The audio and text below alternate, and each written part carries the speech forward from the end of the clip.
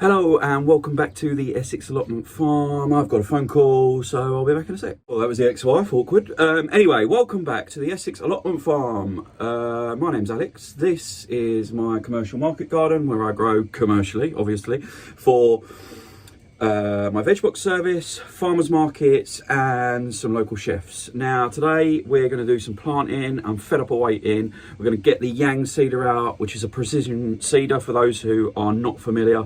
It's arguably one of the best tools I've ever bought. We're going to do some direct seeding. We've had lots of rain over the weekend, so, but we're meant to have an increase in temperature to about 14-15 degrees this week during the day. Check us out, Costa del Chelmsford. So we're going to get that going and try and get some early direct sown stuff out into the field. I've got a little bit of planting to do. So yeah, but first of all, let's have a quick whip round and check on the stuff. I haven't been here for a couple of days. I had the weekend off the farm. So let's get out there and make sure everything's all right.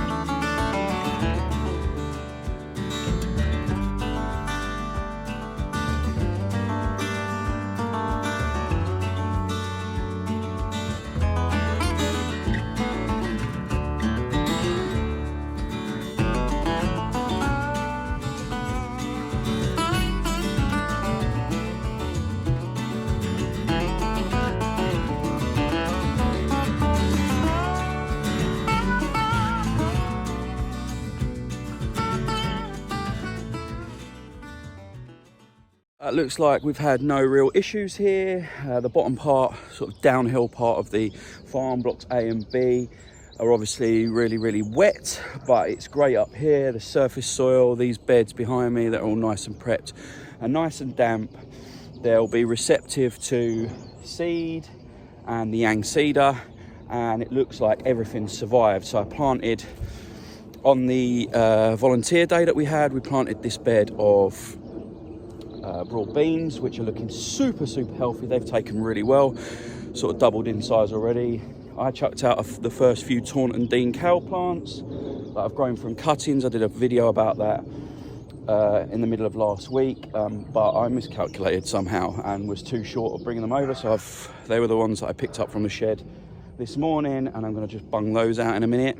Everything else seems to be okay. If we spin you around, these are the blocks that were the brand new blocks. We broke new ground that we made during the volunteer mornings. They're not quite, they haven't been wood chipped, they are strung up, need a bit more compost added, but they look great. So all in all, I mean, it's not a full tour or anything, but the things that I wanted to check, so the new plants are taken, there's no damage, the pigeons haven't got under the nets, there's no slug damage visibly just yet, touch wood.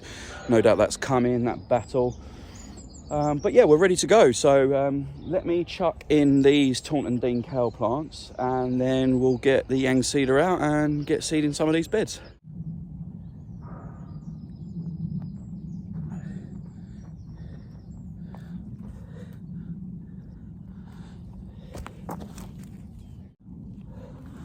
Right then, let's get these in. So this Taunton Dean kale, I don't know why I'm out of breath, Jesus. All I've done is walk the full length of the farm. Yeah, Taunton Dean kale, grown from cuttings. It's a perennial kale, if you're not familiar with it. You'll probably get like 4 or 5 good years of production out of one single plant. And then obviously the way I've grown it's from cuttings, so you can take cuttings from the existing plant, replace them for nice young plants and keep the production going. They produce all year round, and yeah, really tasty kale plant. Like I said, I've grown these from cuttings. They've got a bit of a root system. I've just put a little bit of natural grower soil conditioner just mixed in with the hole's way bigger than it needs to be, so I can put in a bit of that. So the soil's quite clay down here. These are quite fragile plants still. Chuck them in the hole. Normal planting, normal service resumed. I'll take the lower leaves off, so there's nothing there for slugs to get hold of. And yeah, we'll plant the last one. Simple as that, an easy start to the morning. You've probably noticed I'm wearing gloves. If you're familiar to my vlogs, it's probably the first time you've ever seen me wear gloves. I hate them. I like to get my hands in the soil, but I burnt one of my fingers on the fire bin, and it's really like an open wound. So despite putting a plaster on it, I've stuck some gloves on just to protect it today, just so there's no chance of infection. Firm them in nicely, a nice stable thing. Then I'll pull the netting back over. That's purely for the birds, and then we have it. Brand new Taunton kale plants planted in their forever home for the next few years. So that's them 2 new plants in there, no dramas. They're about, well, they're just one pace apart. They grow about 6 foot tall, like these plants. They end up looking like a tree if you harvest the lower leaves, and they grow a nice big thick stem. And like I said, they're there for a few years, so they keep growing, and yeah, you end up getting quite a tall plant. So this netting will only be on there until, you know, they reach the height of the netting, and then by that time the pigeons will have given up. They aren't as tender. There's nothing at ground level for them to peck at, and so apart from then cabbage whitefly, that's sort of the pest issue out the way. So netting will stay over just while it's young and established, or while they're establishing, I should say. Exactly the same with the broad beans. You'll probably be more familiar with that plant. They grow to somewhere between knee and waist high. Yeah, that's right, about that big. Well, I suppose it depends how tall you are, but yeah, about that height. So just protect them from the pigeons whilst they're young and tender, and at sort of pigeon head height, once they're above that height, the netting can come off and they're pretty safe to be unprotected, he says. I'll probably live to regret that in future vlogs. So yeah, that's all started there. There's 1, 2, 3, 4, 5, 6, 7, 8, 9, 10, 11, 12 of the Taunton Dean in this bed, and why they're young and small. I'm obviously going to utilise the edges of these beds, so I will put some quick crops in there, like radish or turnip or something like that, direct sown in and along those beds. But I'll do that as and when I need it. For the moment, I've got lots of plenty of beds available for that kind of stuff, so I'll just leave them be for now and let them establish.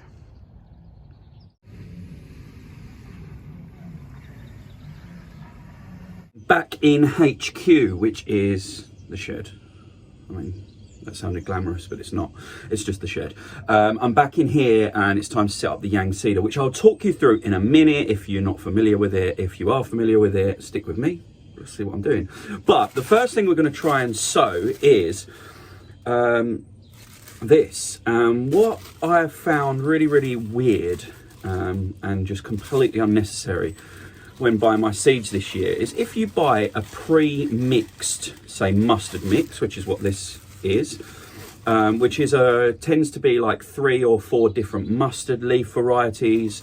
In this particular instance, it's a mustard leaf that you can eat raw or you can cook, like tatsoi, for example. If you buy a mixture of that pre-mixed from a seed company like CN Seeds, it costs a fortune, where you can buy the individual products that are within, or the individual varieties which are within that seed mix, and are just for really, really cheap. I'm waffling.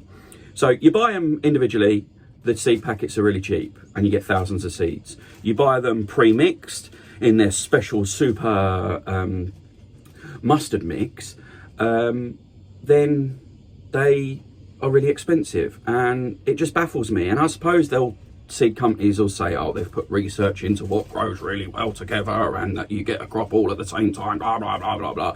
But realistically, they're doing a tiny bit of work, extra work, and they're charging you a lot more money. So, a long story short, and that was a real long story, I've created Alex's super special mustard mix. And what I've done is literally bought the individual seed packets and emptied them into this bag and mixed them all up. And so they're going to go in the Jang seeder, and we're just going to plant it like that and see what happens. So yeah, come along this journey with me, and let's get it in the ground, and we're going to do a whole bed of this stuff. I've got thousands and thousands of seeds in here, and we're going to see how it gets on. That was a really long-winded way of saying, hey, I've mixed my own mustard mix.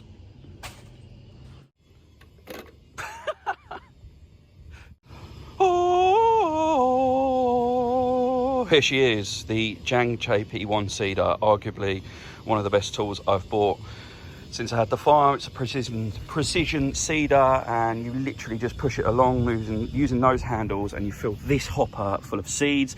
You change the seed disc or roller to adapt to the size of seed that you're sowing. You change the chains in here to change the depth and the distance apart that you are sowing the seeds, and you do all that stuff. It takes about 5 minutes because it's all easily changeable, and then you literally take it to the bed, which we're going to do in a minute, and push it along, and it plants the seeds that you are sowing at the perfect depth and the perfect distance apart. And yeah, instead of taking an hour to hand sow a bed of mustard mix, sorry, Alex's super special mustard mix, this will do it in about 5 minutes. So let's crack on. So within the hopper, I have just changed, which took me literally 30 seconds, the black disc that I was talking about. I don't know if you're going to be able to see it, but you can't. But there's just slightly smaller holes. So this one, for example, if I can get it to focus, it's got large holes. So that might be for like beetroots, I can't remember off the top of my head, or maybe spinach. The seeds drop in there one at a time. Another example I've got here is little cross hatch ones. These ones are designed to capture lettuce seeds, but this super mix is just tiny round seeds, which you can't see at all. Yep, tiny round seeds. So I've got something that looks like that, but with smaller holes.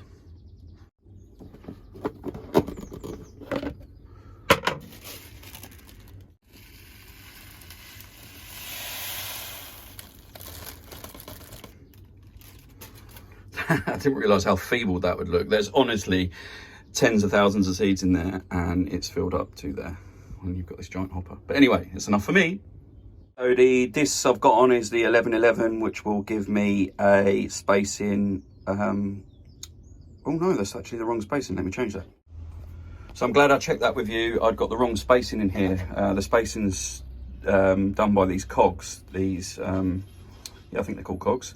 So that's an 11. I had 11 on the front and 11 on the back, which with this roller would give you a spacing of 8 inches apart. It's American, well, it's actually Japanese, I think, but all the graphs and stuff are in American.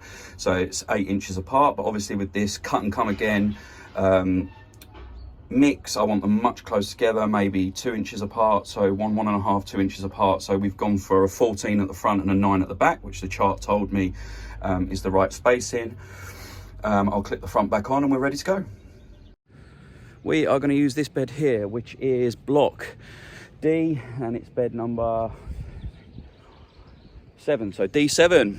To give the best possible chance for the Jang seeders to work as accurately as possible, I'm just going to give the bed a quick rake over, get rid of some of the big debris that's blown into it over the weekend, and just loosen up the top with this leaf rake. I love this tool.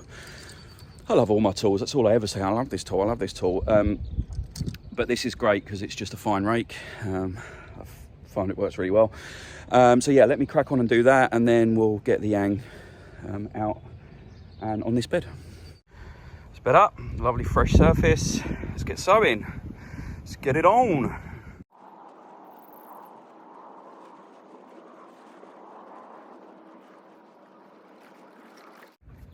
You can just about make it out in about 20 seconds.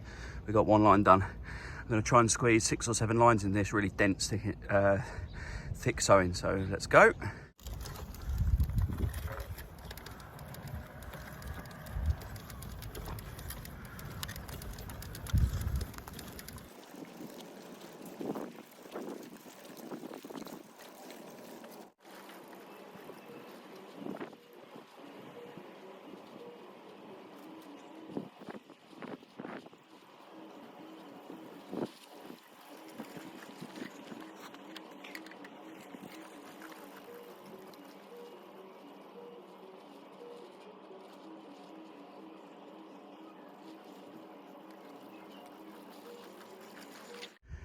I managed to get 6 rows done in this bed, just about make them out. So that is, you know, thousands and thousands of seeds planted in 5 minutes, and that's even with filming. It's even quicker when I'm not. And yeah, if that, I'm going to fleece cover that now, just straight on top, pin it down at the sides, just to give it a little bit of protection from the birds, etc. Maybe trap in a little bit of the warmth, but over the next few days the temperatures really increase, so that should germinate those seeds. We should have 1 full bed of Alex's super special mustard mix. How good's that?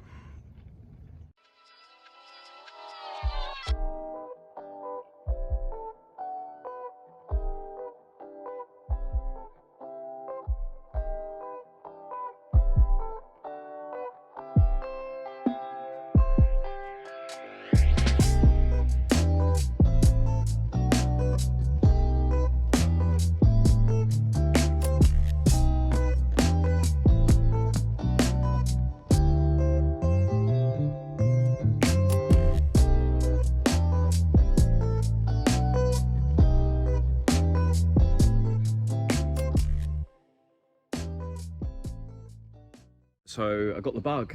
I really enjoyed doing that first bed, so I jumped back into the shed. I changed the little disc over to the one that had the crosshatch things, and I've given a gourmet cut and come again salad mix, again bought separate, mixed myself, in the bed next to it. So I've done a full bed of that, same spacing, same distance apart, same depth.